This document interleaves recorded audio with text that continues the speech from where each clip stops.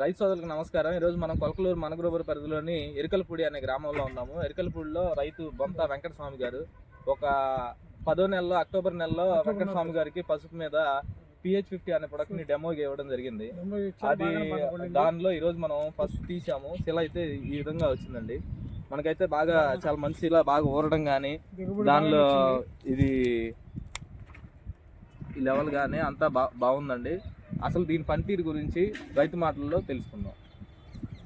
వెంకటస్వామి గారు, ఇది మళ్ళీ మీరు చేశారు కదా, ఇది బాగుందనే పసుపు గోడకు బాగా పనిచేసింది. దానికని మళ్ళీ 10 కట్టలు తెచ్చి మళ్ళీ మొక్కదానికి వేసాం. బాగా దిగుబడి బాగానే ఉంది. మంచి పనితనంగా చేసింది. ఇలాంటి ప్రొడక్ట్ మిగతా రైతులందరూ ఖచ్చితంగా సిఫార్సు చేయగలిగింది అంటారు. చెబుతా 10 మందికి చెబుతాను, ఇబ్బంది ఏం లేదు. బాగానే పనిచేసింది. ఇచ్చిన మందులు కూడా పనిచేసింది. ఇది మొక్కజొన్నలో మీరు వేసారు కదా, మొక్కజొన్నలు ఎలా ఉన్నాయండి? బాగా దర్శ చేయటం అక్కడ మనం మెత్త మళ్ళీ మాగట్టు కూడా వేసాం. దీని అమ్మటే బ్రహ్మాండం.